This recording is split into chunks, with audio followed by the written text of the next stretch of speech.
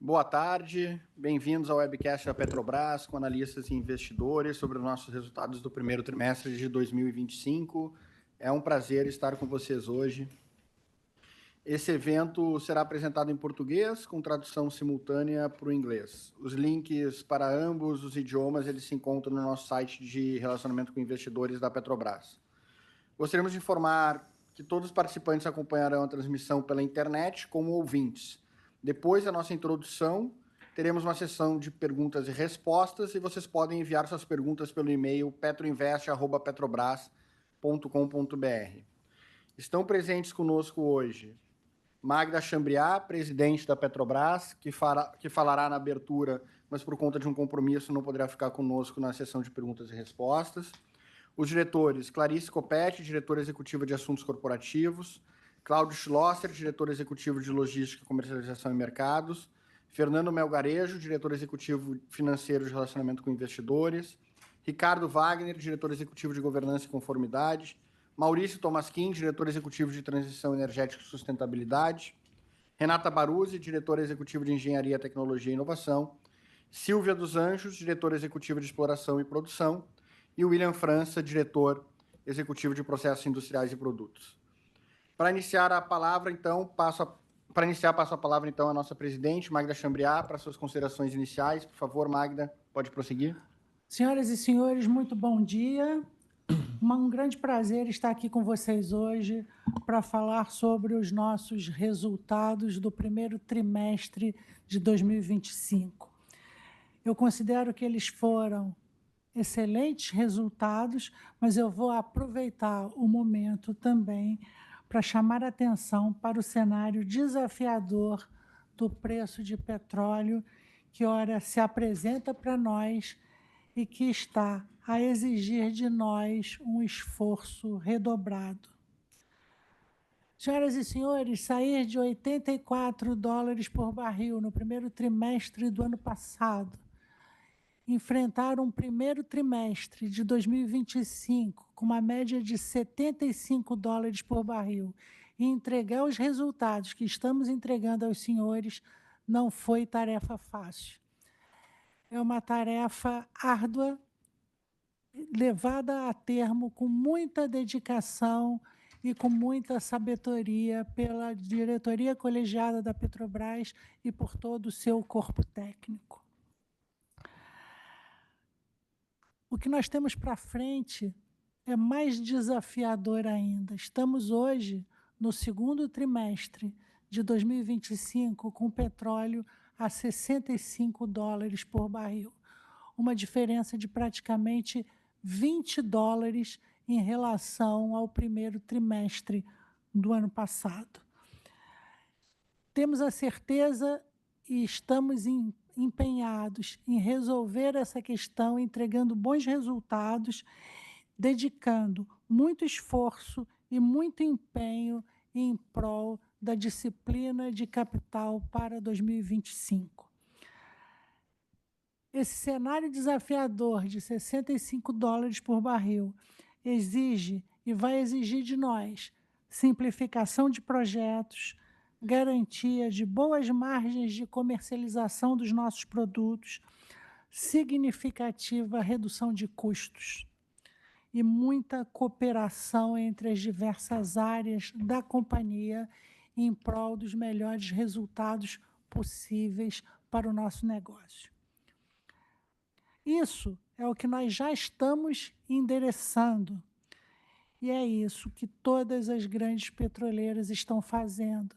E nós, por óbvio, não poderíamos deixar de praticar esse esforço em prol de melhores resultados num cenário desafiador como o de $65 por barril.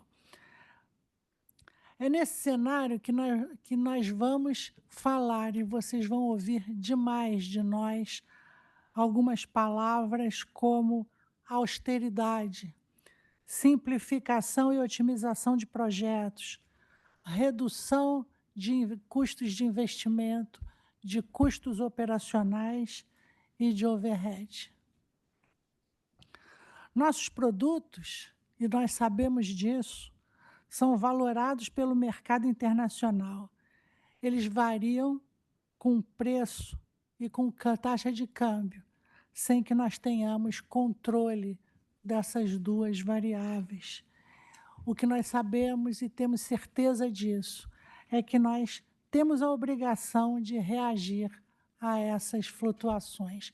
A Petrobras está absolutamente ciente da sua obrigação de reagir a essas flutuações. Quando o preço sobe, nós temos mais conforto para largar as nossas ideias. Quando o preço desce, é hora de apertar os cintos. Dito isso, eu deixo aqui essa mensagem aos senhores. Fiquem tranquilos, nós estamos endereçando a redução de custos em prol de um cenário desafiador com os melhores resultados possíveis para os nossos investidores, sejam eles governamentais ou privados. Mas eu também vou destacar, e não poderia evitar de destacar aqui, os excelentes resultados que nós tivemos no primeiro trimestre desse ano. Em primeiro lugar, eu gosto de dizer que não há futuro para uma empresa de petróleo sem exploração, né? E gosto de dizer também que é isso que nós temos feito e é isso que nós temos trazido como resultado para a companhia. A agregação contínua de reservas e muito esforço em prol da exploração da margem equatorial brasileira. Nós acreditamos nesse potencial e vamos seguir em frente, brigando para ter a oportunidade de demonstrar para a sociedade brasileira e para os nossos investidores que nós temos ganhos relevantes a buscar com a exploração de petróleo e gás na margem equatorial brasileira. Nesse aspecto de exploração, como eu disse aos senhores, nós temos sido muito bem sucedidos. A todo tempo nós temos agregado um pouco mais de reservas. E nós temos feito isso principalmente no pré-sal. Semana passada mesmo, nós notificamos mais uma descoberta no pré-sal no bloco de Arã. Tudo dando certo e nós acreditamos que vai dar. Em breve, nós vamos pensar em produção antecipada para o bloco de Arã. Mais pré-sal com óleo de boa qualidade, sem contaminantes, porém ainda com uma rocha desafiadora em termos de projeto, mas isso é o que nós sabemos fazer. Um pouco antes da descoberta de Arã, dessa segunda descoberta de Arã, nós fizemos uma descoberta, dessa vez na Bacia de Campos, na área do norte de Brava. Fizemos também descobertas na Colômbia e tivemos um excelente teste de formação na área offshore da Colômbia. Um bloco que, se tudo der certo, também será responsável por atender todo o consumo de gás da Colômbia. Vamos torcer para que isso aconteça dessa maneira. Mas isso, senhoras e senhores, não é tudo. Nós ainda temos muitas oportunidades pela frente, seja na margem leste do Brasil, seja na margem equatorial brasileira. Não vamos esquecer da Bacia de Pelotas, onde nós estamos explorando, fazendo sísmica, e em breve vamos pensar também em perfuração de poços. Como a diretora Silvia, mais adiante, vai dizer para vocês, nós temos aí cerca de 50 poços exploratórios para furar nesse quinquênio. E aí, repetindo o que eu falei no início, estamos orgulhosos disso, porque uma companhia de petróleo não tem futuro sem exploração, e nós queremos uma Petrobras forte, longeva e contributiva para os nossos investidores, sejam eles governamentais ou privados, e para a sociedade brasileira como um todo. Buscamos novas reservas ao mesmo tempo que trabalhamos pelo desenvolvimento dos campos já descobertos. E os senhores estão vendo nossos resultados. No primeiro trimestre desse ano, nossa produção aumentou 5,4% em relação ao trimestre anterior. Esse aumento contribuiu decisivamente para o nosso resultado financeiro. O óleo é o nosso principal produto. E com ele, e principalmente por ele, nós geramos 8,5 bilhões de dólares de caixa com nossas operações e alcançamos um lucro líquido de 6 bilhões de dólares. Na sequência dessa minha fala, o diretor Melgarejo vai detalhar o nosso desempenho financeiro e chamar atenção para o impacto das variações do preço do petróleo Brent e da nossa taxa de câmbio. E vocês vão lembrar que no trimestre anterior, a desvalorização do real impactou negativamente os resultados da nossa companhia. Nesse trimestre, ocorreu o oposto. Recuperamos uma parte daquelas perdas. A valorização do real impactou positivamente o nosso lucro. Sem o efeito, principalmente do câmbio, nosso resultado teria sido de 4 bilhões de dólares. Nada mal, mas melhor ainda foi de ser 6 bilhões. Nossos resultados são sempre muito impactados pelo preço do petróleo e pela taxa de câmbio, como o de todas as petroleiras. E ambas essas variáveis são variáveis sobre as quais nós não temos o controle. E é por isso mesmo que nós temos dito que esse momento é um momento de austeridade, um momento de controle geral de custos. Temos que continuar a fazer o que nós fazemos bem, que é explorar, produzir petróleo e derivados e comercializar esses derivados e esse petróleo com a melhor margem de lucro possível. Mas nós precisamos fazer isso. E esse momento nos impele cada vez mais a isso, a fazer isso com disciplina de capital, buscando grande redução de custos, a maior redução de custos possível. E passada essa mensagem, que eu creio que acalma os senhores investidores quanto às possibilidades de gastança da companhia, nós não estamos aqui para isso, eu repito, né? Nós vamos destacar os nossos resultados físicos desse primeiro trimestre, que, como eu disse, foram muito bons e respaldam a capacidade técnico-gerencial dessa empresa. No dia 15 de fevereiro, entrou em produção a FPSO Almirante Tamandaré, no Campo de Búzios.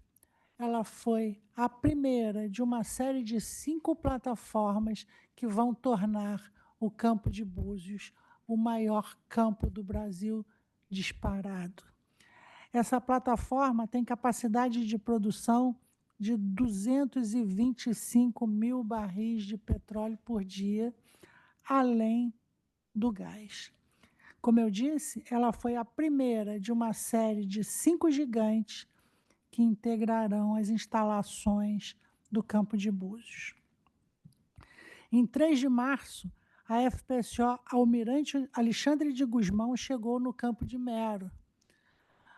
O Alexandre de Gusmão também vai operar no pré-sal da Bacia de Santos. E a sua ancoragem foi concluída em apenas 10 dias. Senhoras e senhores, eu chamo a atenção para esses 10 dias. Isso é um recorde na Petrobras.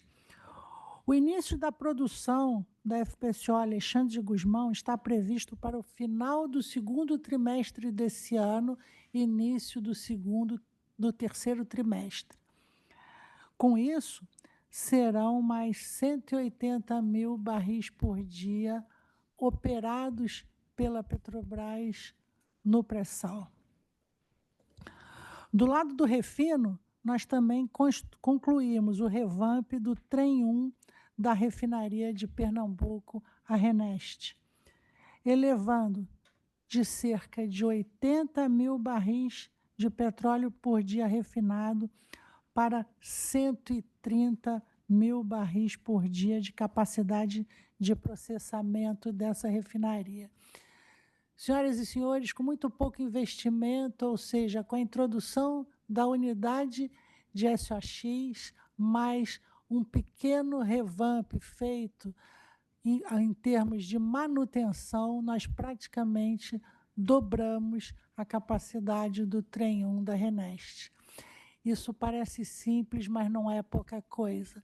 São 50 mil barris por dia a mais de carga processada, 70% dessa capacidade gerando óleo diesel, que é o nosso principal produto. Como eu disse, isso significa mais diesel no mercado. E quando nós concluirmos o trem 2, que está em licitação, serão 260 mil barris por dia processados no Nordeste brasileiro, um mercado ávido por diesel. E eu gosto de dizer que entre todas as refinarias, em todas as refinarias, nós estamos fazendo mais esforço por diesel, mais esforço por diesel S10, que é aquele muito menos emissor e de muito maior valor agregado. Mas que, especialmente na RENEST, entre todas as refinarias, essa é a que tem a maior conversão de óleo cru em diesel. Nós estamos falando de uma conversão da ordem de 70%. E isso mostra quão moderna e viável economicamente é essa refinaria. Anunciamos também nesse trimestre a entrada em operação do segundo módulo da unidade de processamento de gás natural do Complexo de Energias Boa Ventura, localizado em Itaboraí, no Rio de Janeiro. Somando-se ao primeiro módulo, a capacidade total de processamento dessa unidade vai chegar a 21 milhões de metros cúbicos por dia, aumentando a oferta de gás natural e também dos seus produtos derivados, incluindo GLP, para o mercado brasileiro. Estamos também próximos de inaugurar o novo HDT da Replan. Essa nova unidade terá capacidade de produzir 63 mil barris por dia de diesel S10. Como eu disse para os senhores, o nosso esforço por ampliação de capacidade, por ampliação do fornecimento e da produção de diesel, e em especial do diesel S10, é real. São os nossos produtos de maior valor agregado e, como eu disse para os senhores, nós estamos buscando a maior atratividade possível para os nossos investimentos. O diesel S10 ele tem alto valor agregado porque ele emite muito menos, né? É muito menos enxofre na atmosfera, é quase nada de enxofre na atmosfera. Esse alto valor agregado mostra para a gente também que não apenas estamos buscando mais valor, mas estamos buscando também produtos com muito menores emissões. Continuamos atentos às oportunidades de descarbonização, é isso que isso significa. E é por isso também que realizamos em fevereiro a primeira venda de bunker, combustível de navios, com 24% de conteúdo renovável no mercado asiático. Esse eu considero um grande feito, abrimos o mercado asiático para um produto de alto valor agregado, produzido e comercializado pela Petrobras. O produto é uma mistura de 76% de óleo combustível mineral e 24% de biocombustíveis, feito com óleo de cozinha usado. De novo, a mistura desses dois componentes gera para nós um produto altamente valorizado no mercado internacional. Estamos desenvolvendo novos produtos em direção ao mercado de baixo carbono, de novo, um mercado altamente atrativo para nós, inovando para gerar valor e viabilizando soluções em novas energias e em descarbonização. Além disso, em março, nós firmamos uma parceria com o BNDES, o Banco Nacional de Desenvolvimento, para reflorestar a Amazônia, no âmbito de um programa Pró-Floresta Mais, um dos maiores programas de compra de créditos de carbono de restauração no Brasil. Nós vamos promover a restauração de até 50 mil hectares de áreas degradadas na Amazônia. Só para os senhores terem uma ideia, isso equivale a 50 mil campos de futebol e a captura de cerca de 15 milhões de toneladas de carbono, equivalente ao emitido anualmente por cerca de 9 milhões de automóveis movidos a gasolina. Esse é um projeto estruturante em prol do clima, mas é um projeto estruturante em termos de reputação. E é um projeto que planta uma semente da descarbonização e de um momento em que a Petrobras planeja fazer dinheiro com captura de CO2.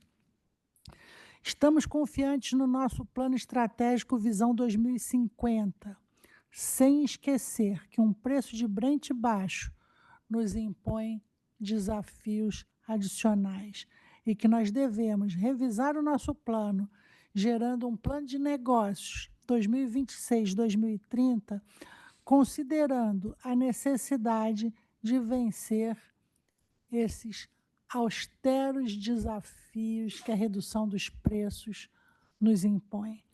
E vamos fazer isso com medidas de preservação de caixa, redução de custos e disciplina de capital. Isso é parte dos nossos valores. O compromisso com o Brasil, o compromisso com os nossos investidores, sejam eles governamentais ou privados, tudo isso é parte dos nossos valores.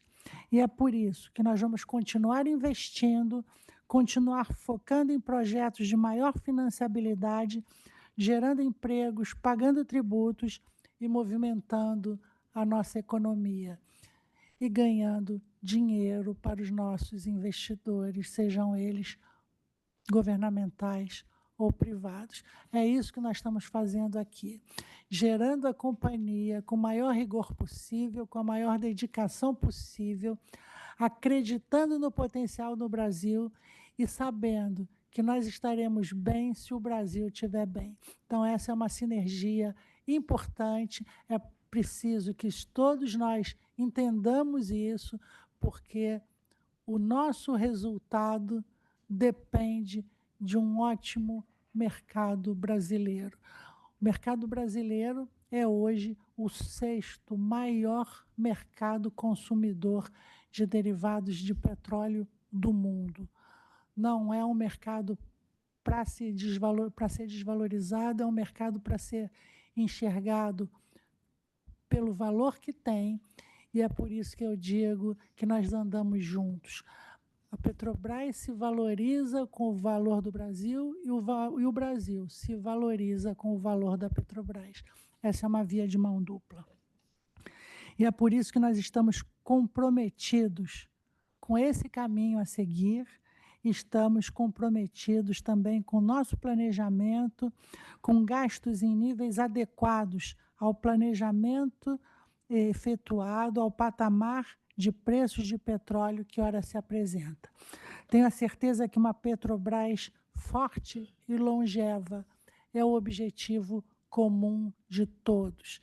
Funcionários da Petrobras, diretoria da Petrobras, sociedade brasileira e investidores da Petrobras, sejam eles governamentais ou privados.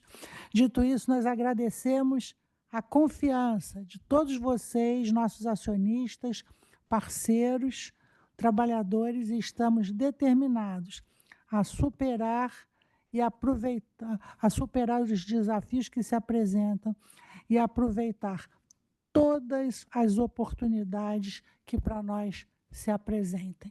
Muito obrigado pela presença de todos nesse evento e vamos prosseguir aqui com as demais apresentações. Infelizmente, eu não vou poder ficar para todas, mas já aí desejo a vocês todo o empenho possível em olhar as suas recomendações de compra. Queremos todos vocês investindo na Petrobras e vamos ficar orgulhosos de tê-los convencido a praticar recomendações de compra. Muito obrigada. Obrigado, Magda. Agora iniciaremos a apresentação sobre os resultados do primeiro trimestre de 2025.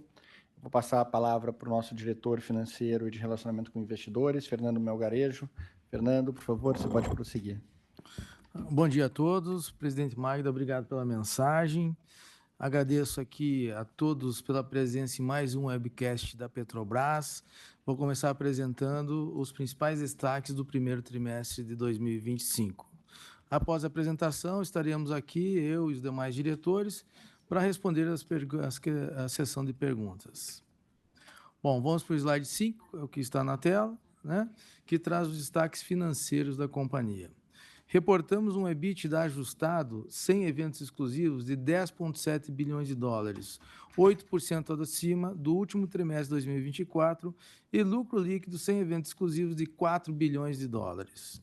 Nossa geração de caixa continuou forte, com fluxo de caixa operacional na ordem de 8,5 bilhões de dólares e fluxo de caixa livre na ordem de 4,5 bilhões de dólares.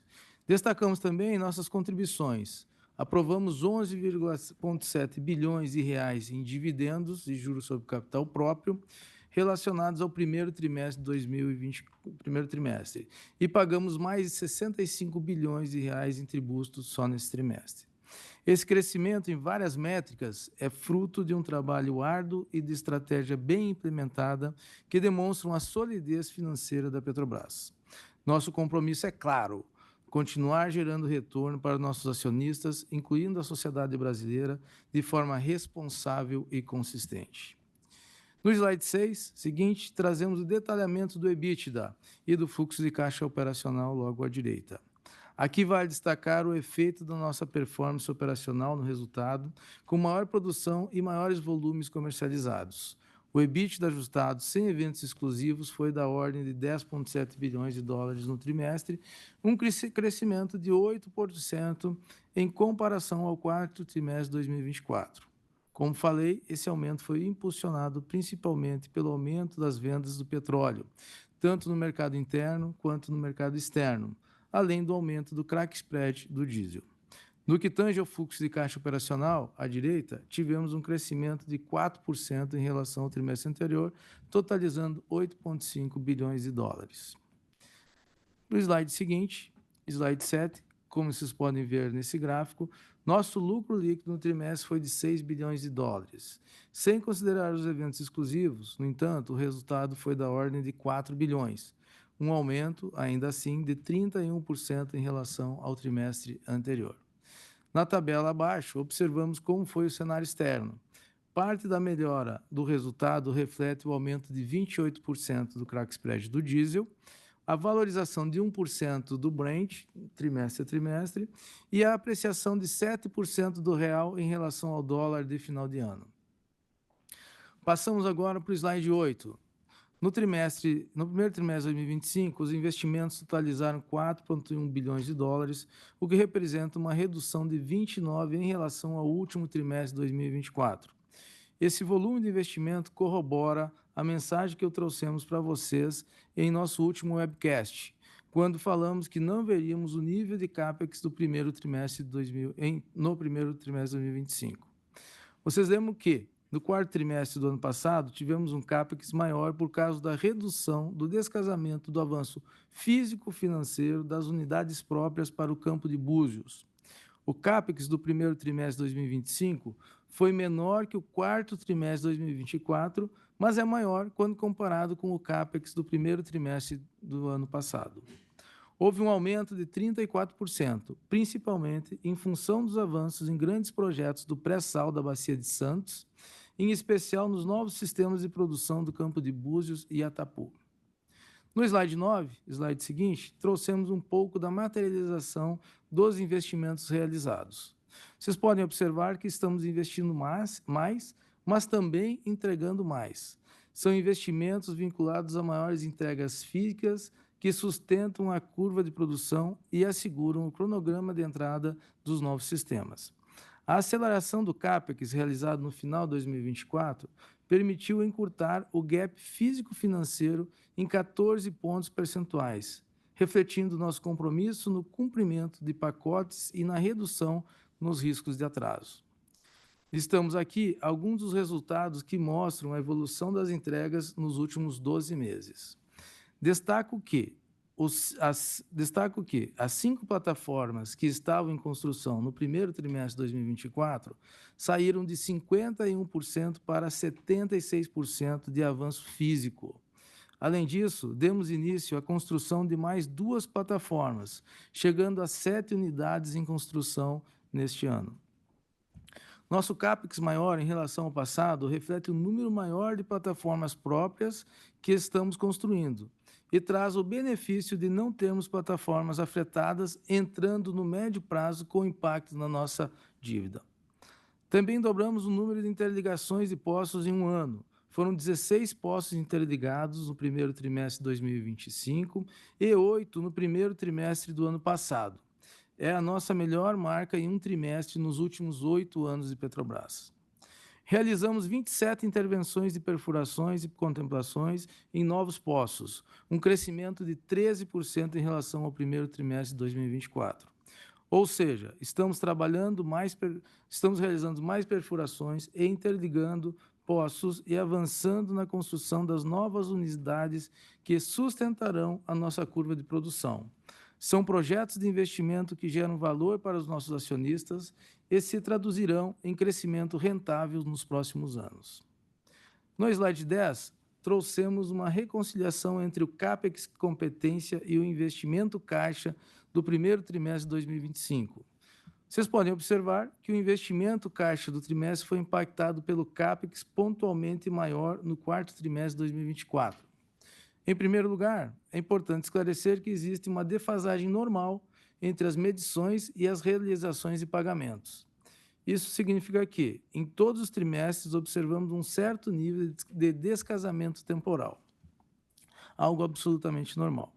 No entanto, como houve uma grande concentração de medições no final do quarto trimestre de 2024, especificamente em dezembro, em função dos nossos esforços para a recuperação do gap físico-financeiro dos nossos sistemas, uma parcela significativa dos pagamentos foi realizada somente em janeiro, impactando, portanto, o investimento caixa no primeiro trimestre de 2025.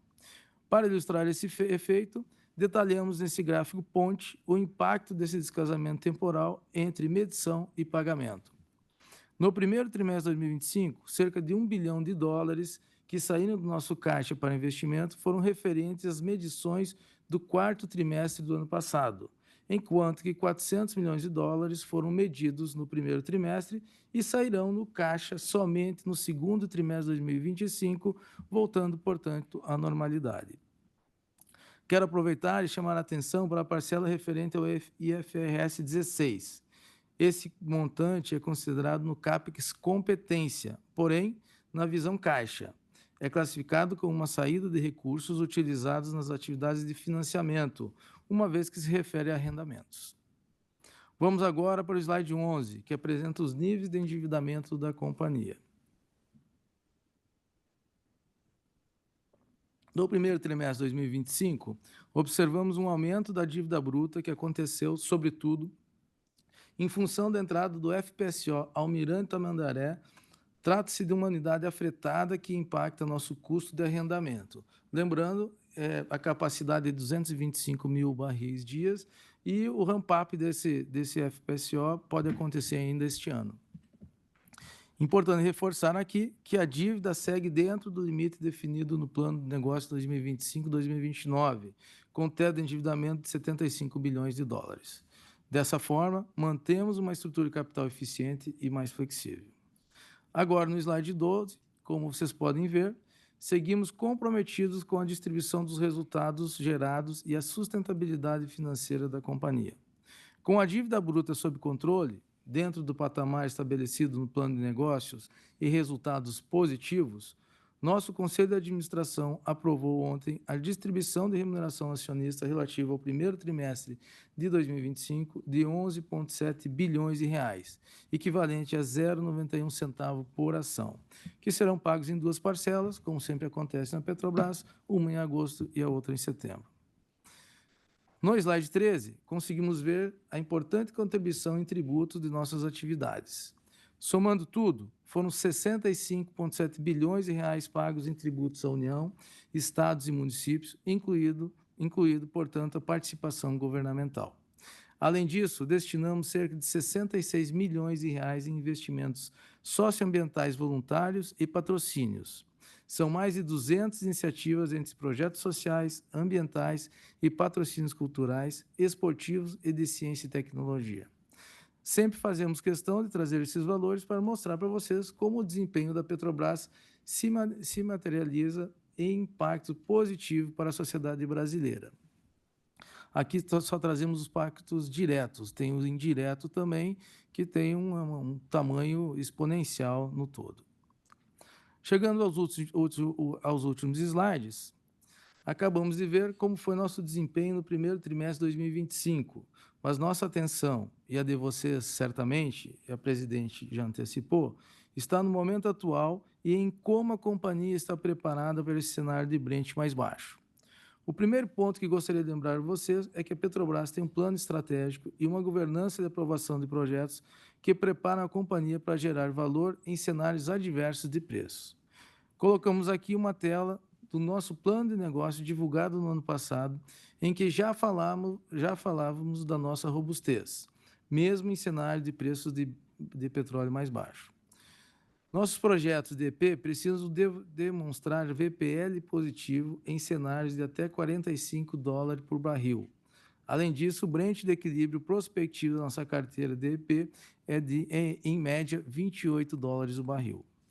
Nosso plano conta ainda com uma carteira em avaliação, composta por projetos sujeitos a condições de não afetar a estrutura de capital da companhia, além da comprovação de retorno em cenário de robustez, como todos os demais projetos.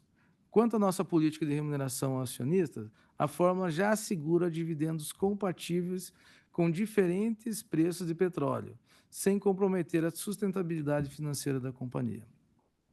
Portanto, confiamos na nossa estratégia e na nossa governança.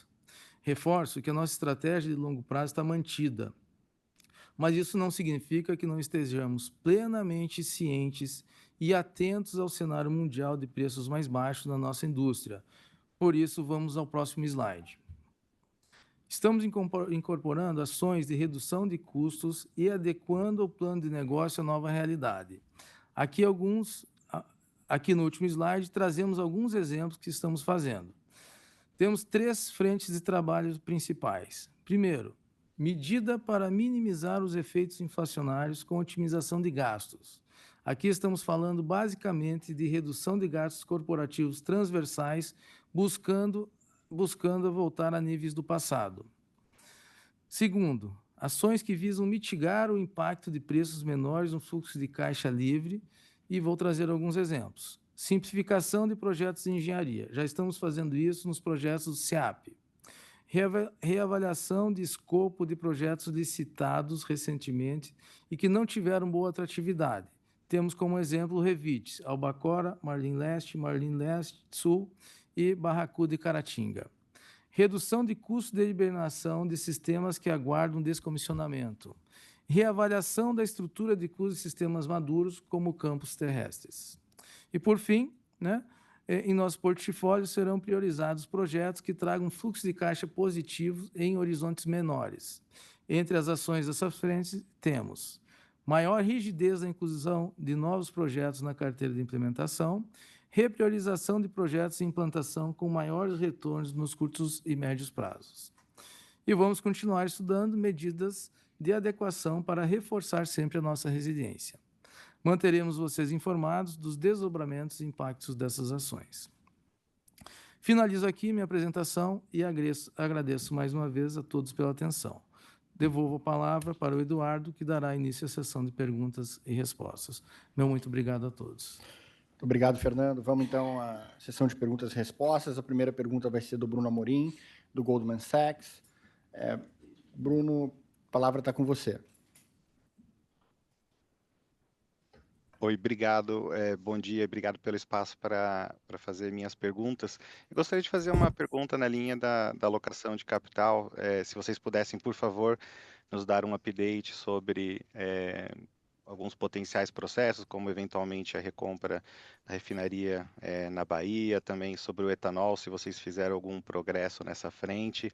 E, por fim, como vocês bem mostraram, a maior parte dos projetos da empresa são resilientes a níveis de preço de petróleo super baixos, mas só para confirmar, até o momento vocês entendem que não há necessidade de fazer nenhuma mudança, né, no plano de investimento, e como um follow-up nesse ponto, vamos imaginar um cenário em que o petróleo caia mais, existem áreas específicas onde eventualmente vocês podem fazer alguns ajustes, seja em investimentos onshore ou outras áreas onde o retorno seja menor do que em águas profundas. Enfim, é mais uma pergunta abrangente aí no tema de alocação de capital. Obrigado. Obrigado, Bruno. Fernando, por favor. Bruno, tudo bem? Sobre RLAN, a gente não teve nenhuma evolução, então continuamos com a mesma lógica, né, de que a gente pode olhar assim qualquer investimento, qualquer M&A, mas fica, né, a situação de que tem que ter um retorno compatível com o nosso investimento, mas para a RLAN não tem nada de novidade, não teve nenhum avanço sobre isso. Sobre capital, Bruno, seria importante eu trazer para vocês que a Petrobras vai fazer esse ano 72 anos, né? A gente trabalha com uma commodity que, por sua, está intrínseco a volatilidade nela, né, dessa commodity, e o aprendizado da Petrobras esses 70 anos, né, trouxe uma estrutura em que tudo aqui é pensado também em momentos de volatilidade. E não foi diferente quando a gente construiu o planejamento estratégico 2025-2029, que levamos em consideração isso. Algumas questões importantes sobre resiliência. Nosso break-even é de $28 o barril. Tudo em IEP, a gente trabalha com uma testagem, né, nos nossos modelos, a $45 o barril. Se não passar por 45, o projeto não vai à frente. A gente, então, nesse ano, até agora, a gente não vê nenhuma mudança do que nós planejamos em relação a CAPEX, tá? Então, está mantido o que a gente pretende fazer, né, sem nenhuma alteração. Obrigado, Fernando. Vamos agora às perguntas do Caio Ribeiro, do Bank of America. Caio? Bom, boa tarde a todos. Obrigado pela oportunidade. Bom, em primeiro lugar, né, recentemente a Shell informou que ela estaria saindo, né, de alguns blocos no offshore do Caribe, onde eles detêm uma participação junto com a Ecopetrol. E dado que a Petrobras, né, tem participação no bloco Tairona, né, junto com a Ecopetrol, e, portanto, uma presença, né, em ativos offshore no Caribe, Minha pergunta seria se vocês teriam interesse, né, em avaliar e até assumir essa participação da Shell, se a Ecopetrol formalizar, né, essa busca de um novo parceiro para esses campos. E em segundo lugar, né, apesar dos ajustes, né, no preço do diesel recentes, a gente ainda vê um prêmio em relação ao PPI, para o diesel, né, em volta de 6%, e especialmente para a gasolina, né, em que a gente calcula perto de 10%. Então, minha pergunta seria se vocês poderiam nos passar uma cor, né, sobre essa tomada de decisão recente, né, de ajustar o preço do diesel não da gasolina, e se vocês enxergam motivo para novos ajustes hoje. Obrigado, pessoal. Obrigado, Caio. Vou passar primeiro a diretora Silvia para responder a primeira pergunta, depois o diretor Schlosser vai endereçar a segunda. Por favor, Silvia. Ok, boa tarde, Caio. Sim, a Shell está se desfazendo aí desse ativo, né? Assim como esse e outros mais, nós avaliamos dentro do nosso portfólio, né? Então, a gente está num processo constante de avaliação de oportunidades e ver o que dá melhor se ajusta, o que dá o melhor retorno e que seja mais significativo, né? Nesse mesmo sentido, é bom sempre a gente falar que a área de exploração, como a própria presidente sempre menciona, não dá para seguir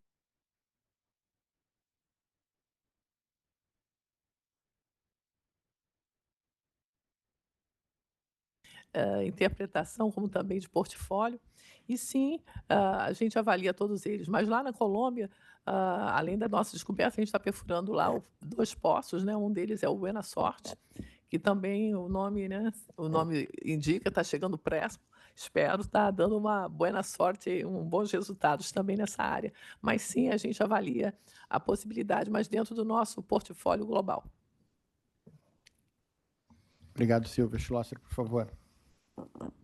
Oi, Caio, boa tarde, obrigado pela pergunta. Antes de entrar diretamente aos pontos que foram colocados, seria importante destacar que a gente, obviamente, busca enxergar os movimentos do mercado internacional, mas a estratégia comercial da Petrobras ela não leva em consideração apenas as cotações internacionais.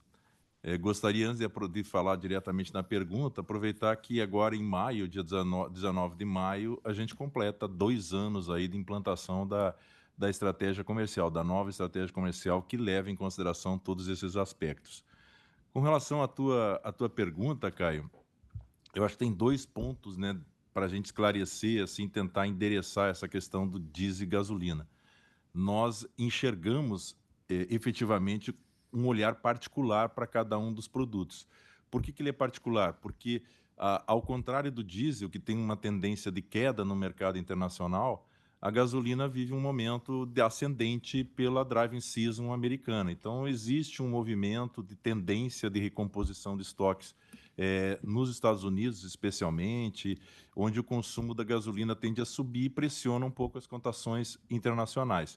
Então, a gente, além de olhar para essas cotações em si, a gente vê as nossas, digamos, potencialidades internas do país, especialmente na nossa capacidade de refino, o petróleo produzido e a nossa logística. Então, a gente não fica, basicamente, nessa questão do diesel e gasolina, a gente vê de uma forma um pouco mais ampla. E o outro aspecto fundamental diz respeito aqui à questão da volatilidade externa, que, como todos sabem, nós temos fatores geopolíticos extremamente fortes aí pressionando, né, os preços, sejam eles dos petróleos, os spreads de produtos, eles estão bastante pressionados e com alta volatilidade no mercado. Só para dar um exemplo, aí em abril, no início de abril recente, a gente só com fake news aí de suspensão e revisão de tarifas, o óleo praticamente ele disparou $4 em questão de 15 minutos. E depois desmentido, ele caiu efetivamente aquilo. Então, o mercado está bastante volátil. E nós não transferimos aí essa volatilidade como acontecia no passado. No passado, a estratégia comercial anterior, você tinha, em alguns anos, mais de 90 ajustes ou reajustes dos preços dos combustíveis. Isso garante uma estabilidade. Só para a gente comparar, por exemplo, do diesel, nós ficamos aqui mais de 400, são quase 400 dias com o preço do diesel estável, e isso com grandes variações. Isso tem um valor significativo, digamos, para a sociedade, para a economia de uma forma geral, e com o cumprimento e na íntegra da estratégia comercial da Petrobras.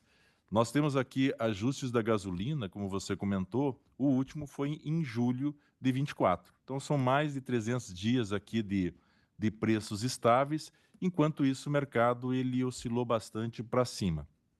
E a gente faz esse acompanhamento aqui diário dos preços, das cotações, e faz uma avaliação muito da nossa capacidade logística, como falei, e a infraestrutura que nós temos aqui no país. Então, de uma forma geral, para completar, eu queria reforçar, né, que para o diesel, frente aos parâmetros de mercados e da nossa estratégia comercial, nós fizemos recentemente 3 reduções de preço.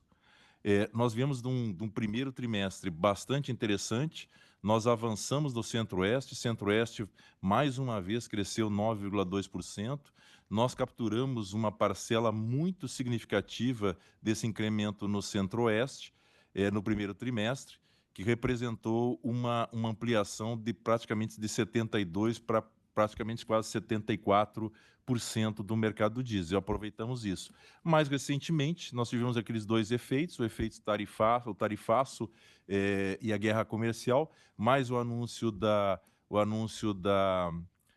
OPEP em termos de retomada da produção, e isso fez com que houvesse uma redução significativa. E por isso nós tivemos 3 reduções. Só para ter uma ideia, nós fizemos umas 3 reduções, completaram 0,45 centavos aí no litro, e a expectativa que a gente também teria para que cerca de 0,39 se refletisse aí em redução de custos nos consumidores, mas isso também não aconteceu. Então, para concluir, a gente olha esse conjunto todo de elementos para decidir como a gente vai aplicar os reajustes e conduzir, então, da melhor maneira a estratégia comercial. Obrigado, Schlosser. Obrigado, Silvia. Vamos às perguntas do Rodolfo Angeli, do JP Morgan. Por favor, Rodolfo, a palavra está com você. Ok, obrigado. Boa tarde a todos também. Primeiro, eu queria fazer uma pergunta a respeito de custos. Eu achei que é bastante interessante a mensagem da presidente de ter que ajustar a companhia para esse cenário de preço de petróleo mais baixo. E eu gostaria, e a gente até tem notado e discutido com investidores, colocamos no nosso relatório analisando o resultado sobre o fato de que o lifting cost tem subido um pouquinho.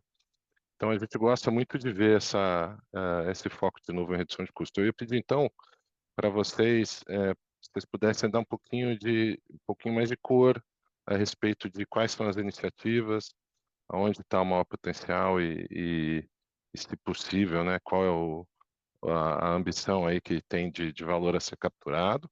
Essa é a minha primeira pergunta. E a segunda, eu acho que o cenário de preços mais baixos, a gente obviamente vai ver a empresa sendo mais conservadora em relação ao uso de caixa, mas a gente queria saber também se, pensando na alocação de capital, se teria espaço para, eventualmente, nesse esforço de rever gastos, etc., eventualmente a gente vê a CAPEX um pouquinho mais para baixo, abrindo espaço até para um eventual dividendo extraordinário ao longo do ano. Muito obrigado, gente. Obrigado, Rodolfo. Vou passar para o Fernando. Fernando, por favor. Então, tudo bem, Rodolfo? Vamos começar pela segunda questão, né, que é CAPEX. Primeiro, eu queria dizer o nosso compromisso aqui dessa diretoria. Qual é o nosso compromisso? Nosso compromisso é com a sustentabilidade da empresa, né? Ser importante para a sociedade e remunerar adequadamente todos os nossos investidores, né?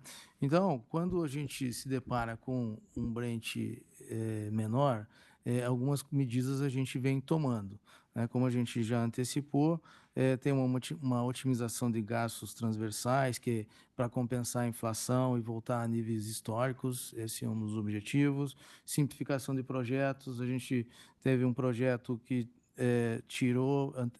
postergou ele para revisar a questão da engenharia, tornar um projeto mais eficiente, né? E priorização também de projetos, aqueles que tenham tragam fluxos de caixa positivos de uma forma mais antecipada, né?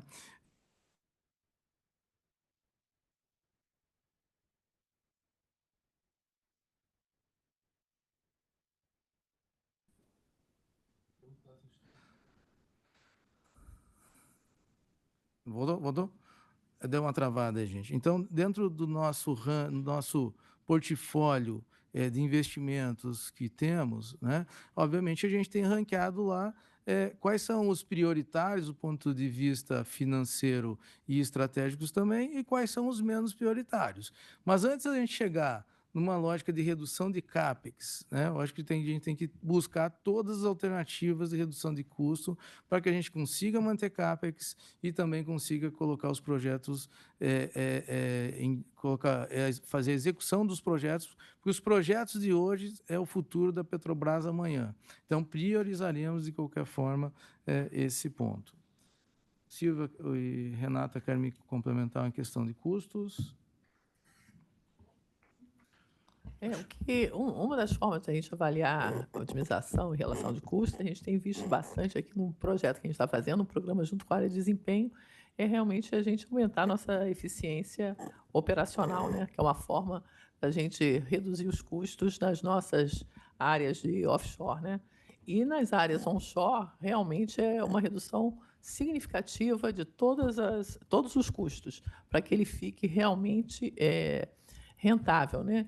Mas informo que todos esses nossos ativos, eles hoje têm o retorno de investimento positivo e a gente vai continuar melhorando com essas otimizações e essa busca de redução de custo, sim, de forma bastante direcionada para que a gente consiga ter resultado e de forma de menor custo, né?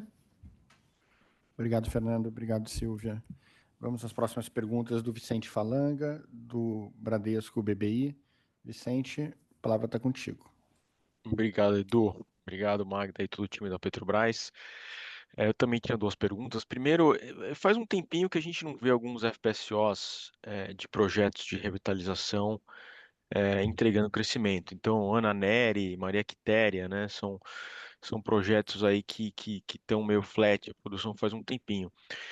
Queria entender se tem alguma dificuldade sendo enfrentada nesses projetos, se as revitalizações elas têm se provado rentáveis ou se já estaria na hora de repensar esses ativos aí, talvez abrir um programa de venda de ativos. Minha segunda dúvida é sobre a EBITDA de gás e energia, que caiu de forma bastante expressiva aí nesse trimestre, aí, por motivos aí já bem explicados no release. Queria entender se é possível imaginar que a companhia vai ter uma recuperação desse EBITDA com o ramp-up do Rota 3, em quais níveis de EBITDA o setor de gás e energia deve se estabilizar aí depois desse ramp-up. Obrigado. Obrigado, Vicente. Vou passar para a Silvia, para a Renata responder a primeira pergunta. Vicente, realmente a gente, quando lida com projetos de revitalização, ele tem um diferencial muito grande, que eles já são campos maduros e eles precisam, para que eles retomem o objetivo de produção, eles precisam de mais injeção de água, de mais poços produtores. Então, diferentemente do campo de pré-sal, que rapidamente ele atinge o topo, esse aqui leva mais tempo. No caso, por exemplo, de Maria Quitéria, de Ana Nery e Garibaldi, a previsão é só em 26, né? O mesmo acontecendo aqui com Maria Quitéria, né, que a gente antecipou, mas a previsão que a gente tenha ele atingir também é só para o final do ano. Então, são áreas que realmente requer mais poços, mais injeção de água, e ele leva um tempo maior de resposta, né? Então, isso já está meio que previsto nesse desenvolvimento. Ok? Renata, quer completar mais alguma coisa? Não, é isso mesmo. A produtividade dos poços do pré-sal chega a ser 50 até 60 mil barris por dia de um poço só, né? Então, por isso que, às vezes, com 4 poços, a gente topa uma plataforma. O que é diferente, que nem a Silvia comentou, dos projetos de revitalização. Mas só reforçando que todos os projetos de revitalização, eles passam nos nossos critérios de robustez. E um dos melhores projetos que a gente tem hoje na carteira é o Revit de Albacora. né? Uma TIR excelente, um VPL excelente. Então, a gente vai continuar implementando esses projetos de revitalização. Lógico, como também foi dito aqui anteriormente, a gente está buscando bastante simplificação. E, mais uma vez, Revide Albacora, a gente está com o topside, que é uma das formas de a gente medir a complexidade de um projeto, de 35 mil toneladas. Quando a gente olha outros projetos, a gente estava vendo 60 até 70 mil toneladas, ou seja, a gente conseguiu simplificar bem a Albacora, ouvindo muito o mercado, tá? A gente conversou demais com o mercado, pedimos muitas sugestões de simplificação, implementamos. Então, o projeto de Revide Albacora está um dos melhores projetos da nossa carteira hoje. Obrigada. Obrigado, Silvio. Obrigado, Renato. Tomasquim, por favor. Então, em relação ao gás, Vicente, tem uma série de iniciativas que mostram que realmente a gente deve aí ter uma melhora na performance, no resultado do gás, que teve aí uma queda nesse último período. A primeira é justamente uma política aí bastante agressiva de captura de novos clientes, né, no Mercado Livre. A gente teve aí já um avanço bastante importante nesse trimestre, vamos ter outros previstos a seguir. Além disso, tem uma política de incentivo que foi lançada de um prêmio para a demanda, aumento da demanda no mercado, que atinge tanto as distribuidoras como o Mercado Livre, e isso também traz mais receita, mais clientes. O terceiro fator importante que mostra que a gente deve melhorar os resultados é justamente, acho que você mencionou, a operação plena da UPGN lá do Complexo Boa Ventura, né, e a Rota 3. Isso melhora muito o nosso portfólio de produtos, né, e aumenta a nossa competitividade. Tem mais dois outros aspectos importantes, justamente o primeiro, a questão do leilão que está programado para ocorrer, né? Nós estamos com 9 usinas existentes cadastradas nesse leilão e 2 usinas novas, e isso a gente está com boa perspectiva aí de contratar essas plantas, né? E, finalmente, o último fator que deve ser importante em termos de resultado é uma ação que a gente está tendo bastante intensa com vários stakeholders, né, com vários agentes, de discussão da base regulatória dos ativos de transporte, né, a chamada BRA, né, que a gente está pleiteando aqui uma isonomia entre os valores pagos pela Petrobras e os valores pagos pelos demais agentes. Então, as perspectivas aí para os próximos trimestres é justamente de uma melhora. Obrigado, Tomasquim. Vamos às perguntas agora do Bruno Montanari, do Morgan Stanley. Bruno, por favor, a palavra está com você. Boa tarde, pessoal. Obrigado por pegar minhas perguntas. Duas do meu lado também. Primeiro, falando do CAPEX, e obrigado pela ponte na apresentação, que é super útil para nós. Se vocês pudessem comentar um pouco na cadência, né, do que a gente deve esperar de CAPEX aí ao longo dos trimestres de 2025, né, se faz sentido pensar que começou o ano talvez ainda um pouquinho mais alto do que seria o normal, e aí se o segundo e o terceiro trimestre poderiam trazer níveis um pouco menores, sequenciais de investimento, antes de uma retomada no quarto tri, seguindo a sazonalidade normal, seria bacana. E a segunda pergunta, queria explorar um pouco a produção, como a presidente bem mencionou, o início do ano foi muito bom para a produção de petróleo no Brasil, talvez até acima das expectativas. Então, se vocês pudessem comentar como foi o pipeline de manutenção programada entre janeiro e abril, e quais unidades de alta capacidade têm parada programada para os próximos meses, só para a gente entender o quanto dessa recuperação de produção é por menos manutenção ou pelo ramp-up das novas unidades no pré-sal. Muito obrigado.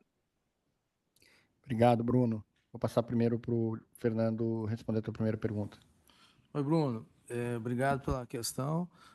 O primeiro ponto sobre CAPEX aqui, é importante esclarecer que a gente teve um carrego da medição realizada em dezembro e que se verificou ou o pagamento financeiro se deu no primeiro trimestre de 2025. Então, teve um efeito carrego e teve um efeito também da continuidade das medições que não terminaram em dezembro, finalizaram agora no primeiro trimestre e, portanto, no segundo trimestre a gente vai ter um pagamento adicional. Após esse período, tem uma normalização, não vai ter mais esses eventos extraordinários, não terão, então terá uma normalização. Tá? Então, a gente reforça aqui, o nosso guidance permanece em 18,5 bi, ajustando a questão do câmbio, né, em cima desse valor, e o objetivo é a gente entregar dentro do que a gente vem prometendo aí, que é o guidance de 18,5.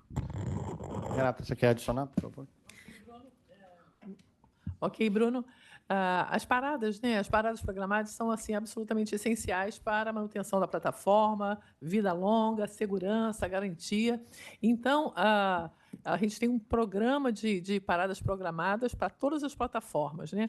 E nesse primeiro TRI não foi diferente. Nós tivemos sim a parada programada, foi deixamos assim cerca de 245 mil barris em função principalmente da P68, P70, o Cidade de Maricá, FPSO Cidade Unida dos Reis, na Bacia de Santos. Então, basicamente, o que nós tínhamos planejado, nós realizamos de parada programada nesse primeiro TRI, né? Que foi positivo, eu acho bom sempre reforçar. Do ponto de vista da produção foi muito bom e do ponto de vista das descobertas, que a gente teve 3 descobertas, né? Então, as 3 descobertas, pegando 2 em Arã, também o norte de Brava, eu queria mencionar aqui, que a gente juntando forno e juntando o forno Brava e o norte de Brava, a gente praticamente tem uma unidade de pré-sal na área da Bacia de Campos. É a restauração, é a reconstrução da Bacia de Campos, aproveitando o petróleo que já tem lá, não só no pós-sal, mas no pré-sal, né? Então, essa descoberta é muito significativa e em breve a gente deve estar dando resultados de próximas unidades de produção, né? Então, além da produção, essas descobertas aí fortalecem muito a Bacia de Campos e também a Bacia de Santos. Obrigado, Silvia. Renato, você quer ainda comentar um pouquinho no CAPEX? Não, com relação ao CAPEX, Bruno, a gente fez um grande dever de casa ano passado, tá? A gente reviu todo o nosso processo de planejamento de CAPEX, como é que ele ia se comportar durante o ano. Então, a gente está com muita segurança de que a gente vai ficar dentro do guidance, que é 18,5 bi, mais ou menos 10%.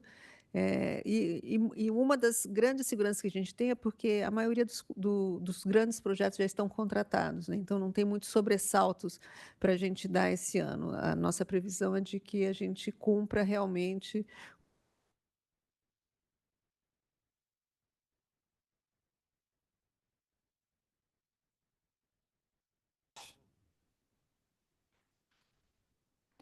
Obrigado, Renata. Obrigado, Silvia, Fernando.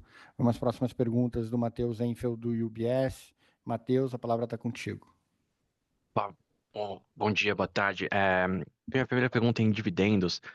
Da forma como a política é montada, nas nossas contas, pelo menos, com o petróleo próximo ou abaixo de $60 o barril, pode ser necessário que a Petrobras tenha que emitir dívida para pagar o dividendo da fórmula de 45% do fluxo de caixa livre, da forma como a companhia olha. Se chegar nessa situação, não faria sentido mudar a política, dado esse preço de petróleo que a gente está vendo na tela? Então, essa é a minha primeira pergunta. E a segunda, em GLP, a gente entende que existem restrições ou uma concentração no suprimento e uma dependência grande na companhia no mercado de GLP. E daí, entender como é que a companhia enxerga a competição no setor, dado custos mais altos de infraestrutura de importação, e como pensam ajustes de infraestrutura para aumentar a disponibilidade de GLP no mercado, seja via mais importação, seja em aumentar o output das refinarias, como está no plano de revamp dos próximos 5 anos. São essas duas. Obrigado. Obrigado, Matheus. Vou passar primeiro para o Fernando, depois passo para o Schlosser a tua segunda pergunta. Fernando. Matheus, boa tarde. Bom, inicialmente eu gostaria de reiterar o nosso compromisso com o dividendo ordinário dentro da metodologia, né? 45% sobre o fluxo de caixa livre.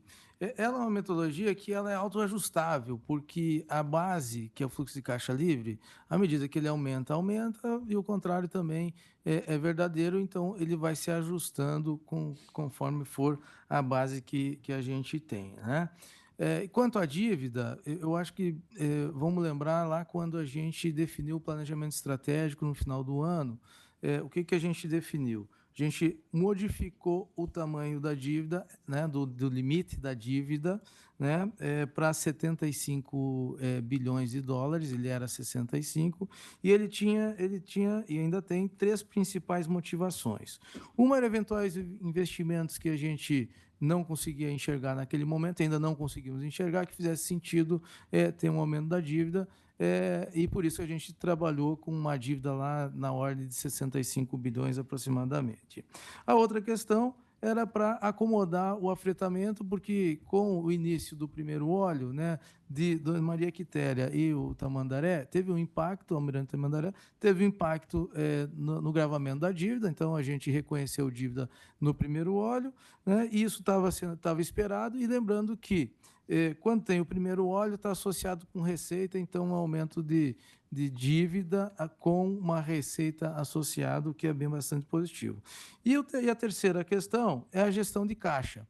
A gestão de caixa, se tivesse alguma modificação no cenário, como, por exemplo, o próprio preço do Brent, eu ter flexibilidade no sentido de acomodar o fluxo de caixa da companhia e, com isso, seguir a vida, passar por turbulências que poderiam estar acontecendo. Então, nada muda no limite da dívida, no cerne da dívida, continua 75, né? E é possível que isso, o 65 que a gente definiu como uma meta, né, como um objetivo durante todo o planejamento estratégico, 25-30, possa ter oscilações em cima disso, mas com o compromisso nosso de manter o pagamento ordinário de dividendos.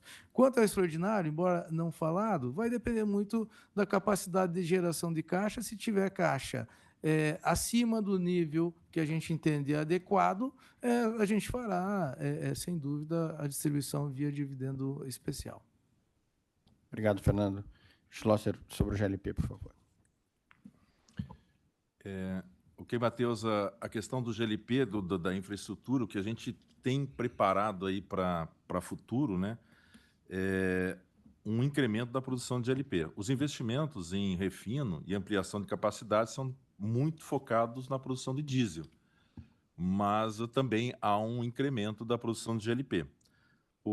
Em termos de infraprodução de GLP no país, o fato mais relevante é o Boaventura. Então, nós temos a partida de 2 trens de tratamento de gás, de processamento de gás natural, na qual você tem uma produção bastante significativa. Então, essa infraestrutura que partiu agora vai ter uma produção relevante e todo o aspecto logístico, né, de distribuição de GLP está sendo planejado pela área. Existem projetos de investimento de terceiros, de empresas, especialmente no tocante a distribuidoras, que estão no papel já faz um tempo significativo, mas que efetivamente não têm se materializado e que, obviamente, ajudariam muito nessa questão do abastecimento e suprimento de GLP. Mas a companhia vem incrementando a produção de GLP, especialmente, eu acho que a magnitude que nós temos é o Boaventura. Eduardo, só para fazer um complemento, Matheus, claro. Né, que antes de fazer aumento de dívida, além do esperado que a gente tem, a presidente nos trouxe aqui uma mensagem bastante importante, que é a austeridade. Né? Então, a gente tem 3 grandes frentes, que eu já falei antes aqui para todo mundo, né? E a gente vai seguir com esse plano de austeridade no limite. Tem medidas de curto prazo, que se a gente consegue identificar e fazer reduções mais de curto, mas tem também medidas de médio e longo prazo, mas dentro do planejamento estratégico que a gente tem aqui, tá? Então, só para não ficar com a impressão de que eu simplesmente vamos aumentar a dívida. Não é isso, tá? Obrigado, Fernando. Obrigado, Schlosser. Vamos agora às perguntas do Rodrigo Almeida, do Santander. Por favor, Rodrigo, você pode prosseguir? Boa tarde, pessoal. Obrigado pelo espaço. Queria, na verdade, explorar um ponto específico, e ele aqui é sobre margem equatorial. Eu acho que a gente teve alguns avanços aqui recentemente no assunto, né? Pelo menos nos parece aqui olhando de fora. Então, queria, talvez, pegar com vocês aqui um pouco de uma atualização do que é que a gente pode monitorar e esperar aí, eu diria que para os próximos meses, em relação ao processo de licenciamento e, eventualmente, o começo do processo exploratório na região, caso vocês tenham a licença aprovada. E ainda nesse mesmo assunto, eu queria entrar em uma outra visão, talvez um pouco mais de longo prazo, e envolver o plano de negócios aqui, né, no assunto da margem equatorial. Imagino que a gente não tem todos os detalhes, mas imagino que a gente já tem uma parte relevante de parte exploratória ali já incluída no plano, né? Acho que você já vem planejando isso há bastante tempo, mas caso a gente venha passar ali para um processo de desenvolvimento dos ativos na região, como é que a gente acha que o plano de negócios pode suportar esses investimentos adicionais de CAPEX ali, de desenvolvimento na região? Se vocês estariam dispostos a eventualmente compartilhar esses ativos com outros parceiros para ajudar a financiar esses projetos, ou eventualmente fazer um processo de reciclagem de portfólio, né, de outros ativos na margem leste para eventualmente financiar ali o desenvolvimento da margem equatorial. Obrigado. Obrigado, Rodrigo. Vou passar para a diretora Silvia e para a diretora Clarice. Olá, Rodrigo. Boa tarde. Realmente, a margem equatorial, a gente está com toda essa expectativa, né? Só para saber, já fizemos todos os requisitos do IBAMA, já foi entregue pela diretora Clarice, né? Todo o último centro de despetrolização que fica lá no Oiapoque, temos dois, um em Belém e um em Oiapoque, aguardando apenas que o IBAMA dá 40 dias já para ir lá verificar se está tudo certo. Já estamos com a sonda sendo acostada aqui da Bahia, retirando todo o coral-sol, que é o requisito para a gente fazer o movimento da sonda, né? Então, o que a gente está precisando agora é ir até a sonda, ter essa aprovação e a gente fazer essa perfuração. A gente está previsto para a margem, nesse nosso planejamento estratégico, 3 bilhões de dólares, né? E aí, o primeiro poço para esse ano, e nós estamos previstos aí para toda a região da margem equatorial 15 poços ao longo desses 5 anos, né? Então, o que a gente, uma vez tendo a descoberta, a gente começa a tentar programar a delimitação do campo, etc. Então, a gente tem margem de arranjo dentro do nosso orçamento aqui para fazer isso. Agora, a unidade de produção, até ela chegar, são mais 4, 5 anos, uma vez delimitado o campo, né? Então, isso já passa do nosso limite desses 5 anos, e a gente pode fazer uma reprogramação já dentro do planejamento estratégico futuro. Porém, o que a gente precisa é, de fato, fazer a descoberta para a gente poder pensar melhor, com mãos à obra, para fazer a produção, né? Mas só para falar, enquanto isso, a gente não está dependendo só disso, a gente tem mais outros tantos poços a perfurar aqui na margem sudeste, são 15 poços ao todo, incluindo no exterior, com poços também lá na Colômbia e na São Tomé e Príncipe, que a gente está com uma previsão de poços também. Então, a gente tem à frente aqui de otimização da produção dos campos dos nossos ativos que nós já temos, Bacia de Campos e Santos, né? Aumentando a eficiência, melhorando poços complementares para aumentar a produção dos ativos que já temos, investindo aí fortemente para que a gente consiga a licença na margem equatorial, mas, enquanto isso, outras áreas estão sendo atuadas, como é no caso aí do poço da Colômbia e também de São Tomé e Príncipe, e mais para o final do ano, início do ano, na África do Sul.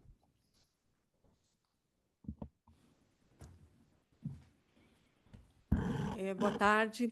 Rodrigo, eu acho que essa pergunta é ótima, porque ela nos dá a oportunidade, inclusive, de trazer para vocês. Nós acabamos de realizar um simulado interno da Petrobras, lá no Oiapoque, com mais de 2 centenas de pessoas envolvidas. Fizemos todos os exercícios, né, de resposta à emergência, de resgate de fauna, de tratamento de fauna. Em todos esses exercícios, nós estávamos com o resultado dentro dos manuais do IBAMA. Então, isso é muito importante porque mostra que a gente está de prontidão, né? A Silvia já trouxe aqui as informações para vocês, inclusive da limpeza da sonda.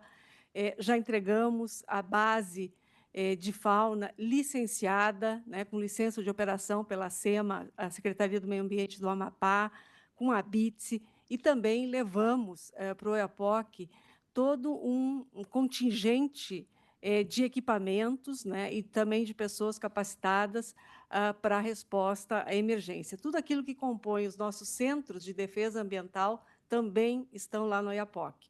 Nós temos semanalmente comunicado ao IBAMA, formalmente, inclusive, de todos os passos que a empresa está dando e demonstrando, sem dúvida nenhuma, nossa prontidão para realizar a avaliação pré-operacional, que é uma fase anterior à licença de operação.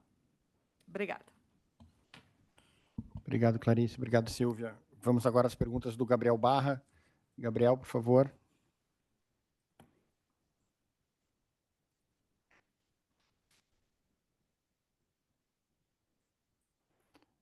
Gabriel, você nos ouve? Pessoal, consegue me ouvir? Perfeitamente, Gabriel. Por favor, pode prosseguir. Obrigado, Nard. Obrigado por pegar minhas perguntas aqui. Eu tenho duas aqui do meu lado. Acho que a primeira, acho que recentemente teve o ATC, acho que até peguei uma apresentação da Renata aqui no ATC. Eu acho que esse tem sido um tema importante aqui para a companhia, né, principalmente na contratação, não só de serviço, mas também de novos projetos, né? Então, acho que nessa apresentação a Renata ela fala bastante sobre a questão dos barcos, de embarcações aqui no Brasil. E, recentemente tiveram algumas notícias também da Magda tendo reuniões com algumas pessoas dos setores, até com pessoas de outros países, tentando trazer investimento para o país e em relação a estaleiros. Eu queria ouvir um pouco da Renata sobre, talvez, como resolver essa equação, né? Acho que com esse cenário de óleo mais baixo, a gente tem visto também a indústria de serviços talvez um pouco mais conservadora aqui em investimento, no momento que a indústria já está tight. Tá? Então, se pudesse até trazer um pouco desse feedback do OTC, o que você ouviu por lá, como seria a forma aqui de equacionar esse problema na visão de vocês. Enfim, acho que é um ponto importante aqui para a companhia. O segundo ponto sobre o mercado de gás, né? Tiveram algumas perguntas sobre o mercado de gás aqui, e a gente, já há um bom tempo, o Brasil tem discutido, né, sobre a abertura do mercado de gás, sobre o preço do gás aqui no Brasil. E aí tem muita essa discussão também sobre até o gás de lease, né, como baratear o preço aqui no Brasil. Eu queria ouvir um pouco de vocês também sobre isso, né, como que deveria ser a estratégia da companhia, até olhando agora, né, essa entrada do Complexo Buenaventura, né, com mais capacidade, mais gás, no mercado que tem uma certa dificuldade aqui de crescimento, né, do lado da demanda, e com ainda um preço ainda muito elevado. Então, eu queria ouvir um pouco de vocês sobre estratégia.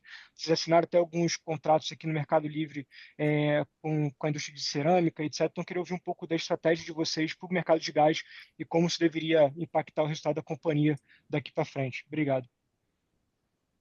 Vou começar com a diretora Renata. Obrigado, Gabriel, pelas perguntas. Depois a gente passa para a segunda. Renata, por favor. Oi, Gabriel. Realmente a gente está fazendo assim, a gente está numa toada de simplificação dos nossos projetos, né? Eu já tinha comentado algumas outras vezes, falando de novo de peso do topside dos projetos, que isso aí é uma das medidas de complexidade. Quando a gente fez os primeiros replicantes, que foram FPSOs instalados lá no campo do pré-sal, o peso desses topsides não passavam de 30 mil toneladas, né? Os de Búzios estão passando de 60 mil toneladas. Então, assim, a gente realmente precisa voltar para o básico. Então, é esse trabalho que a gente está fazendo. A gente pegou um projeto lá dos replicantes e o que a gente precisa fazer, um mínimo de alteração para que a gente faça um projeto enxuto, né? Então, a gente fez esse trabalho, concluímos já esse estudo e estamos implementando em vários projetos, que nem eu já falei de Albacora, já está bem mais simples. Implementamos várias simplificações em CEAP 1 e 2, inclusive, por conta disso, os próprios licitantes pediram mais 60 dias para poder fazer essa licitação. Mas não é só o FPSO que a gente tem que olhar, né? A gente tem que olhar o subsea também. A parte de subsea no último ano, né, ele deu assim, um crescimento enorme, até por conta de falta de competição, né? A gente estava com praticamente 2 fornecedores. A gente trabalhou bem forte com o mercado, fomos buscar outros fornecedores e na última licitação a gente teve uma grata surpresa de ter 4 propostas, veio bem abaixo do que das outras licitações que a gente tinha feito. Então, o que a gente tem feito é isso, buscar mais fornecedores. A gente foi realmente na China para ver se a gente consegue atrair parceiros para os estaleiros brasileiros, né? A gente, como empresa, e assim como todas as empresas, a gente prefere ter os nossos fornecedores aqui perto, até por conta dessa situação atual que a gente tem de geopolítica. É importante que a gente tenha mais segurança no fornecimento dos nossos projetos, que eles sejam feitos aqui no Brasil. Lógico que com qualidade, com o preço que a gente é competitivo, com o prazo adequado, a gente não vai abrir mão desses fatores. Mas a gente quer fazer aqui no Brasil e estamos convidando parceiros de outras empresas, de outros países, para vir para cá. Um exemplo é de Singapura, né? A Citrium, que é a junção da antiga Keppel FELS com a Jurong, ela tem 2 estaleiros no Brasil, totalmente lotados. O de Aracruz, quando a gente chegou, estava com 1.800 empregados, hoje está com 5.000. O de Angra dos Reis também está com 5.000 e está com tanta demanda que ele já está espalhando para outros parceiros, como Nuclep, Epsi, Metame, ou seja, já está fazendo um grande movimento no mercado. Então, qual que é a nossa estratégia? Simplificar projetos e atrair mais fornecedores para que a gente tenha maior competitividade nos nossos processos licitatórios. Obrigado, Renato. Para a segunda pergunta, vou passar para o diretor Tomasquim. Tomasquim, por favor. Então, Gabriel, você tem razão, né? Nós estamos num ambiente muito mais competitivo, né, que a gente tinha no passado. Em cerca de 3 anos, com a questão da abertura, nós estamos com 19 supridores no mercado, né? Então, ou seja, 19 potenciais competidores, né? Isso coloca para a gente o desafio justamente da gente conquistar novos clientes, né?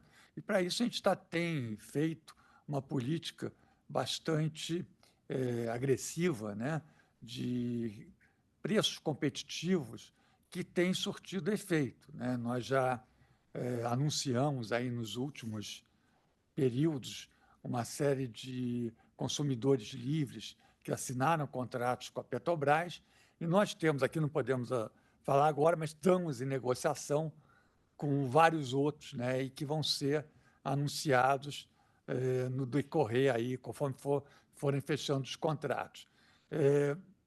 Nós temos, inclusive, uma política, porque os nossos contratos com as distribuidoras têm uma cláusula que a gente reduz o contrato caso o consumidor livre dela saia para fazer um contrato no Mercado Livre. Então, a saída dos consumidores não tem também prejudicado as distribuidoras de gás. Então, a gente está vendo, esse é um novo ambiente, e é um ambiente que a gente se considera que nós estamos preparados aí e justamente vamos continuar lançando os produtos novos para justamente conquistar uma parcela maior do mercado. Obrigado, Tomasquim. Vamos às próximas perguntas do Luiz Carvalho, do BTG. Por favor, Luiz, a palavra está contigo. Boa tarde a todos. Obrigado aí pela oportunidade de fazer algumas perguntas. Eu também tenho 2 aqui. Talvez a primeira para a diretora Renata, tentando voltar num comentário, numa das perguntas aqui, né, em função do comentário inicial da presidente Magda sobre redução de custos, simplificação desses projetos e tal. Eu estava tentando aqui quantificar, vamos dizer assim, o potencial impacto dessas simplificações, dessa redução do peso, né, do topside. A gente via FPSOs, né, que saíam num custo total ali de $2,5 bilhões há um tempo atrás, e esse número saltou para 4 bi, né? Então, se vocês têm alguma estimativa, alguma expectativa em relação ao custo dessas unidades para frente, se fica entre 2,5 bi e 3 bi, se fica entre 3,5 bi e 4 bi de dólares, e, obviamente, como isso conversa com o time financeiro em relação ao impacto no CAPEX total projetado para o plano. A segunda pergunta, talvez para o diretor Fernando, que é sobre a alavancagem, né? Nesse TRI, a gente viu a alavancagem líquida da companhia bater quase 1,5 vezes, né? Vindo de 0,8 há um ano atrás, a dívida bruta batendo ali 65 bi de dólares, um pouquinho mais perto do limite dos 75, e vocês já estão ali com um caixa, vamos dizer assim, perto do mínimo, né? Do ideal, vamos dizer assim. E vocês mostraram na apresentação, foi muito legal até a flexibilidade, né, a resiliência do CAPEX em diferentes níveis do petróleo. Então, a minha pergunta é sobre como vocês enxergam o nível ideal, o nível máximo de alavancagem, principalmente num cenário, vamos dizer assim, de petróleo mais baixo, dado o contexto que a gente tá vivendo. Obrigado. Vou passar para a Renata a primeira pergunta, depois Fernando responde a segunda. Oi, Luiz. A nossa expectativa é que as plataformas fiquem abaixo de 3,5 bi. Tá? Essa é a expectativa nossa. Cada projeto, lógico, depende da complexidade da plataforma, mas a nossa expectativa é que não passe de 3,5 bi. Obrigado, Renata. Luiz, não te agradeci pelas perguntas. Obrigado também, Luiz, pelas perguntas. Vou passar para o Fernando responder a segunda. Fernando, por favor. Bom, Luiz, tudo bem? Bom, primeiro a questão que o arrendamento, ele é 70% aí do nosso alavancagem, né? E o arrendamento ele está associado, na sua grande parte, à geração de receita. Então, quando a gente fala da alavancagem de uma empresa que tem arrendamento, temos que considerar esse ponto. A alavancagem financeira, ela é bem menor nesse sentido. Mas quando a gente está discutindo, a alavancagem está associada com o endividamento, que é o teto de endividamento que a gente tem. Ninguém imagina fazer algo que esteja fora do limite de endividamento, 75 bi, né? É para baixo ainda isso. E é óbvio, a gente, enquanto gestor financeiro, é algo que a gente sempre está olhando, ver a sustentabilidade, geração de caixa, capacidade de pagamento. Então, é nesse sentido aí que a gente vem discutindo nossa alavancagem. Obrigado, Fernando. Vamos para as próximas perguntas da Liliana Yang, do HSBC. Por favor, Lili, pode prosseguir. Oi, obrigada também pela oportunidade. Vocês discutiram bastante sobre o nível de execução do seu plano de investimentos para 2025, mas eu queria entender um pouquinho melhor que fontes de pressão de custos vocês estão vendo hoje e se não haveria a possibilidade de executar o CAPEX acima dos 18,5 bi que está no orçamento. Acho que o doutor Fernando citou o câmbio como uma ressalva, né? E essa mesma pergunta também queria ver para 2026. Essa é uma primeira pergunta. Uma segunda, se me permitirem, vocês podem discutir qual que é o status dos planos de investimentos em fertilizantes, né? E também se tem algum estudo em andamento para ver qual que vai ser a estratégia de crescimento da Petrobras em petroquímicos, né? Se os estudos nesse sentido avançaram. Obrigada. Obrigado, Lili. Eu vou passar primeiro para Renata e depois passo para o William responder sobre fertilizantes petroquímicos. Renata, por favor. Liliana, não estamos vendo a possibilidade nenhuma de passar do nosso guidance de CAPEX. Tá? A gente tem aqui o diretor Fernando aqui, olha para mim feio, fica me cobrando aqui para eu não passar, e a gente está com um planejamento muito alinhado, e até porque já estão contratados, ou seja, o preço já está definido. Então, não tem o porquê ter um valor superior ao que a gente previu. Para 2026, a gente está, nesse momento, fazendo planejamentos para o próximo quinquênio, né? Então, a gente não tem o valor de 2026 ainda, mas, com certeza, o que for definido, a gente vai cumprir. Obrigado, Renata. William, por favor. É a Liliana. Liliana. Ô, Liliana, obrigado pela pergunta. Bom dia a todas e a todos. Tanto petroquímica como fertilizantes estão, né, alinhados com o nosso planejamento estratégico, né, aprovado pelo nosso conselho, dado que a companhia é uma companhia de energia integrada e, portanto, fazem parte então, do nosso portfólio de investimentos e também de geração de valor para a Petrobras, né, para a nossa companhia. No caso de fertilizantes, nós já estamos agora no mês de maio, terminando a manutenção programada da planta da Fafem do Paraná, e estamos, então, a partir do final do mês, dando início à operação dessa planta, né? Em relação à Unigel Procgel, nós aprovamos, tanto a Unigel como o nosso conselho aprovou o acordo para o TEP, né, a solução de pendências, termo de encerramento de pendência na Câmara Arbitral, e com isso nós vamos então proceder, depois do acordo da homologação, nós vamos, da arbitragem, nós vamos então proceder à licitação para, a partir de outubro, também estamos voltando a operar as Fafem Bahia e Fafem Sergipe, e já de volta para o portfólio da Petrobras. O acordo prevê a cessação do arrendamento e o retorno dessas plantas para os ativos Petrobras, né? E o FN3, não sei se a Renata quer concluir, mas nós estamos aí em fase de licitação, né?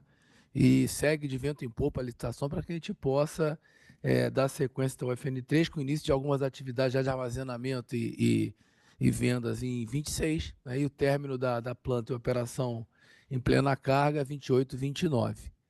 Quer comentar uma coisa, Renata? Obrigado, pessoal. É isso. Não, é isso. Perdão, desculpe, Renato. Petroquímica, deixa eu te passar. Você complementou a FN3. Petroquímica, nós estamos buscando também oportunidades.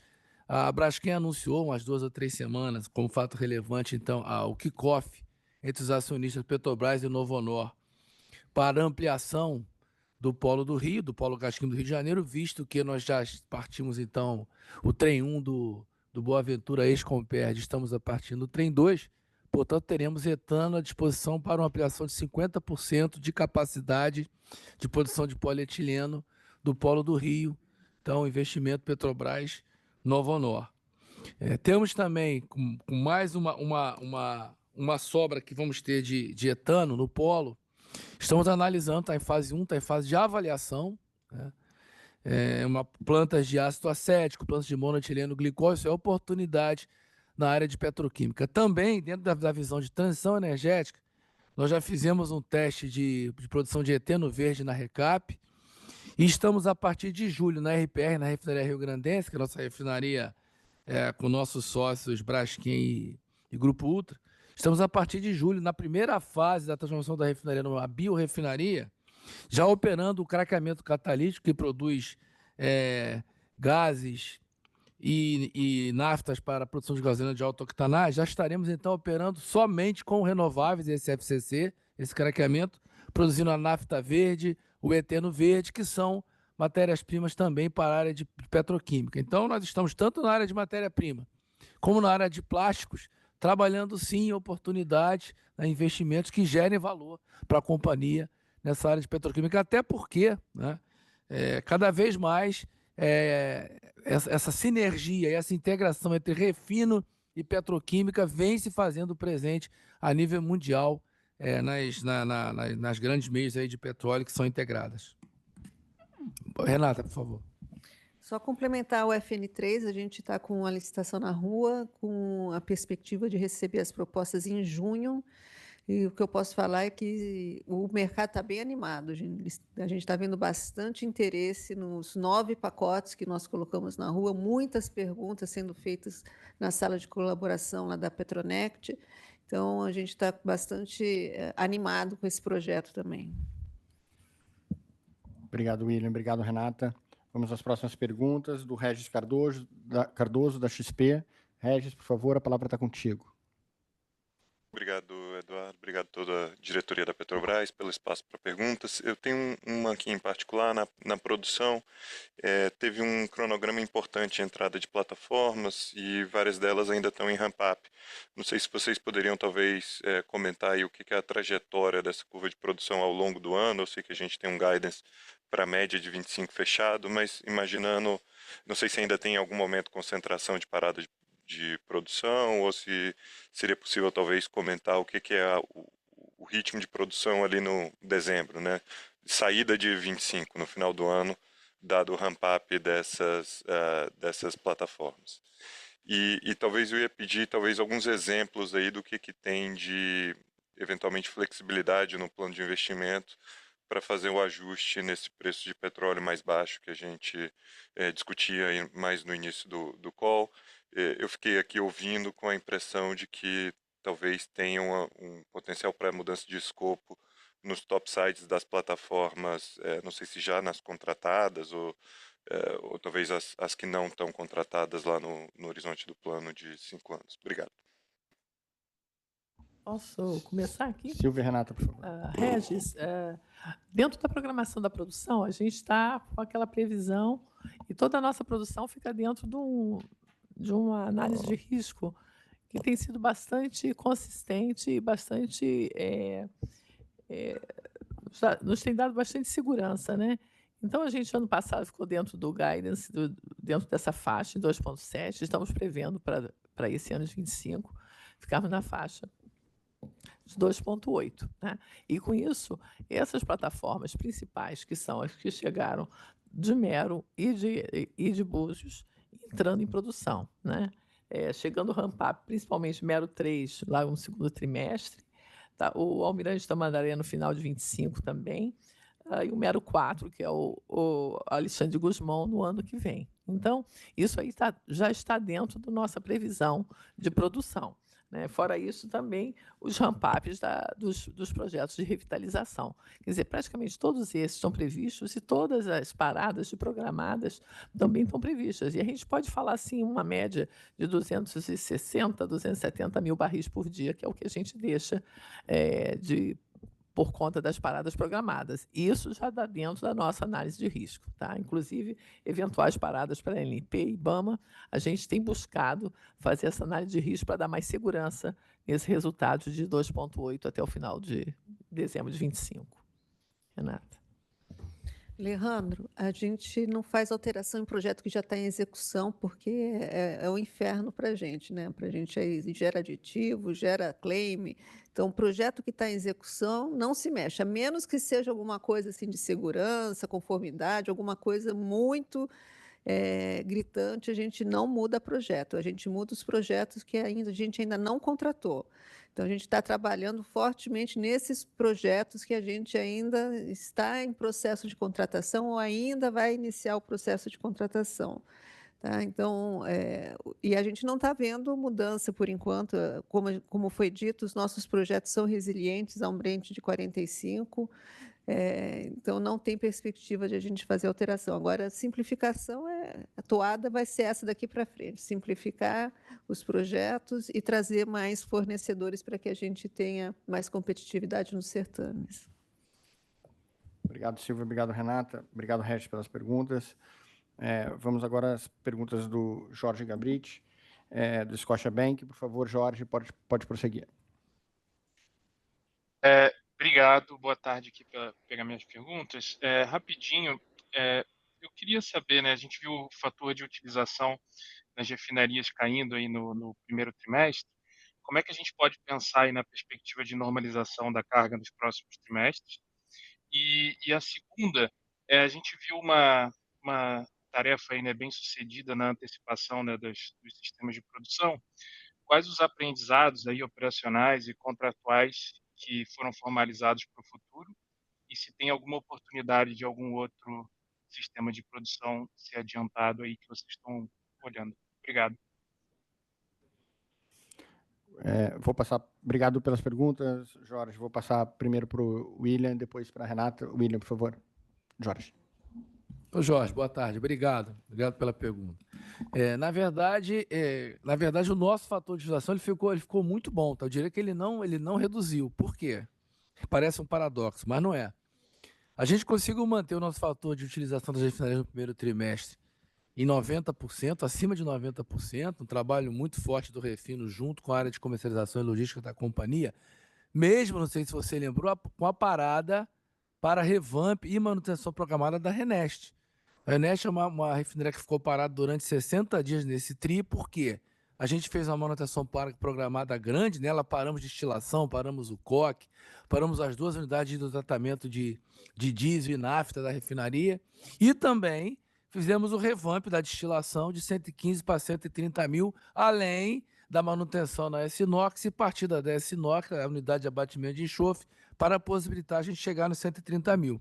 Então foi uma parada longa, grande, mas que mesmo com esta parada nós conseguimos, com o planejamento logístico de comercialização da companhia e a alta disponibilidade das outras unidades do refino, manter o nosso fator de utilização acima de 90. Nós temos esse ano ainda a parada agora em julho da refinaria de Cubatão, com 2 unidades, uma delas o Coque, né, que é basicamente produtora de diesel, de S10.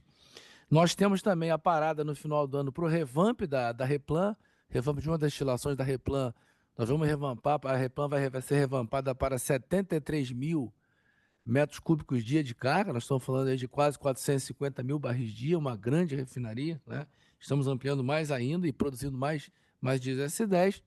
E a parada da Revap no final do ano também a partir de setembro para a destilação e ampliação da unidade de HDT para também a gente produzir mais diesel S10. Então são 3 paradas, mas que elas, pelo tamanho e pelo tempo, que será um tempo muito mais curto que a parada da Renest, a gente espera sim o fator de utilização em alguns meses, inclusive na faixa de 95, 96 e uma média em 92, 93%, que é o que está previsto no nosso planejamento estratégico. Tá? Então está na mão, está tranquilo e a confiabilidade da refinaria segue muito boa. Pra você ter uma ideia, na disponibilidade operacional, com o indicador internacional acompanhado pela consultoria Solomon, nós já temos 6 das 10 refinarias no primeiro quartil do indicador Solomon. Tá bom?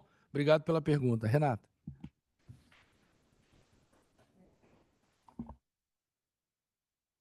O que a gente aprendeu, né?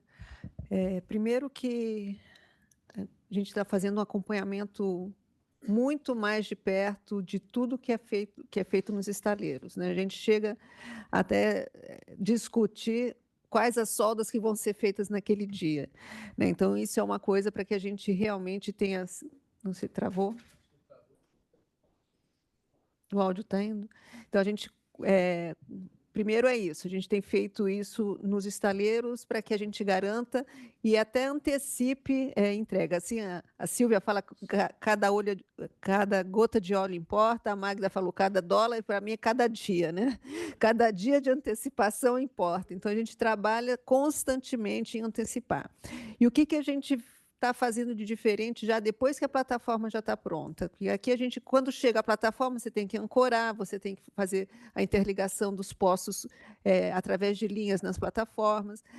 A Magda comentou que o Alexandre de Gusmão a gente teve a ancoragem recorde. O que a gente fez de diferente? Antes de chegar à plataforma, lançamos as estacas torpedo, que são as estacas que fazem a ancoragem. Quando chegou à plataforma, as estacas já estavam lá, era só pegar a linha e ancorar na plataforma. Então, tudo que a gente consegue fazer, que a gente esperava a plataforma chegar para começar a fazer em termos de subsea, lançamento de linha, ancoragem, a gente já faz antes da plataforma chegar, que quando ela chegar, a gente já está com boa parte do serviço feito. E isso tem ajudado a gente a antecipar muita coisa. Outra coisa que a gente está fazendo de diferente é as plataformas afretadas, elas vêm tripuladas já. Quando chega, elas vão direto para a locação. E elas falam que já estão quentes, já estão aquecidas, as plataformas já estão com todo o sistema ligado. E as plataformas próprias nossas, antigamente, como que a gente fazia? Traz aqui para o Brasil, fica aqui parada na Baía de Guanabara, aí sobe a tripulação, aí começa a ligar todas as máquinas, demora mais de 15 dias para ter tudo rodando, para depois ir lá para a locação. P-78, a gente vai fazer já uma viagem tripulada. Ela vai sair de Singapura, já tripulada, quando chegar vai direto para a locação, e com isso a gente vai ganhar pelo menos um mês de antecipação no início da produção. Então, são coisas que a gente tem pensado a cada dia, o que a gente pode fazer diferente para que a gente antecipe a produção. Cada dia importa aqui para a gente, tá bom? Obrigado, Renata. Obrigado a todos e a todas. Encerramos nesse momento a sessão de perguntas e respostas. Caso haja alguma pergunta adicional, elas podem ser enviadas sempre para o nosso time aqui de relacionamento com investidores. Eu vou passar para o Fernando para fazer algumas considerações finais. Por favor, Fernando. Então, agradecer a todo mundo também pela participação, né, de acompanhar aqui a Petrobras. Para a gente é bastante importante esse momento, né, e deixar uma mensagem final do ponto de vista que toda a companhia está bastante ciente, né, da situação, da volatilidade que estamos experimentando, do patamar do preço do Brent, né? Estamos aqui imbuídos em fazer avaliação de diversos cenários, né, com choques, para a gente entender como isso se comporta e quais são os efeitos que trariam nos números do balanço da companhia, na produção, também no CAPEX, caixa, dívida. Então, tudo isso está sendo bastante simulado e discutido, de forma que a gente tome as melhores decisões, as decisões no momento certo, uma decisão técnica, que é assim que a gente consegue ter a melhor forma de evoluir com a companhia, né?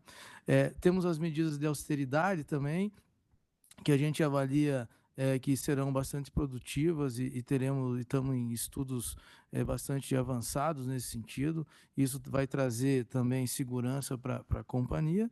E a gente nunca pode esquecer que nossos projetos são de longo prazo.